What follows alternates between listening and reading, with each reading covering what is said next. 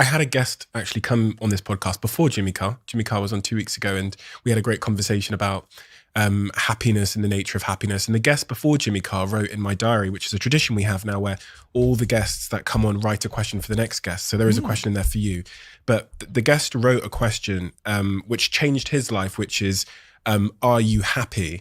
And I, from reading your work and understanding your position on happiness and it not being the thing to aim for, which really struck me, because I thought, I thought life was the North Star of our lives was to try and be happy. Mm-hmm. I guess my question is, what I was going to ask you that question. Aim to be good and pray for happiness.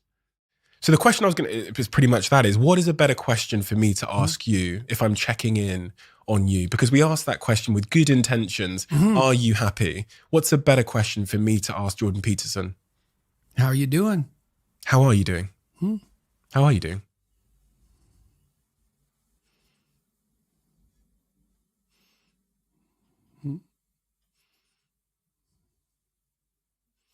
Brilliantly and terribly.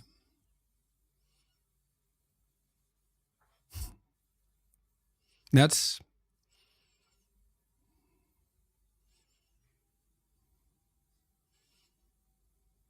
when you listen to a profound piece of music,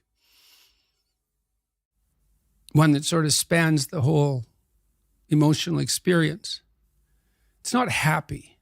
Happy is elevator music, and probably you just shouldn't listen to that at all, right? And you think, why? Well, it's harmless, it's treacly, it's sweet, it's simple, it lacks depth, it's shallow, that's a problem.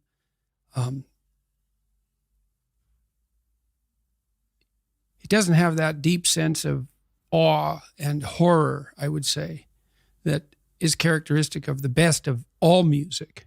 You listen to some simple music, so-called. Hank Williams is a good example.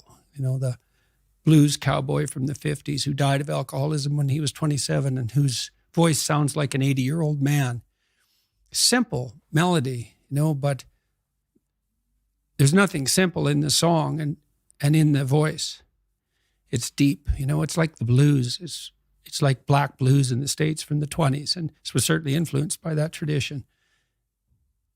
There's this admission of a deep suffering at the same time as you get the beautiful transcendence of the music. And that's meaning, that's awful in the most fundamental sense, but you need an antidote to suffering, and it has to be deep. And deep moves you tectonically, and it's not a trivial thing. But that's better than happiness. And maybe if you're lucky while you're pursuing that and while you're immersed in it, you get to be happy, and you should fall on your knees and be grateful for that when it happens. It's a gift. It really is a gift. And it comes upon you unexpectedly, your happiness, But you aim to climb uphill to the highest peak you can possibly envision. And that's better than happiness. Why did you include terribly? Well, for example, now when I go, wherever I go in the world, people come up to me and they're usually, I wouldn't say they're happy to see me.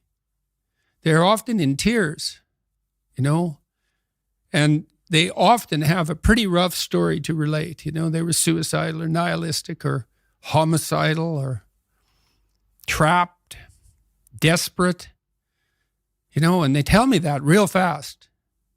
And then they say, I've overcome that to a large degree, and thank you for that. And you think, well, that's really something to have that happen over and over. In some ways, you might think, well, how could anything better possibly happen to you than to have people come up to you all over the world, strangers, and open themselves up like that, like they're old friends so quickly. But at the same time, it's an awful thing, because you see, even in the revelation of their triumph, the initial depth of their despair.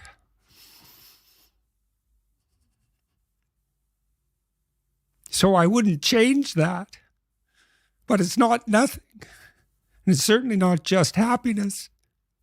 It's better than happiness, but it's almost unbearable.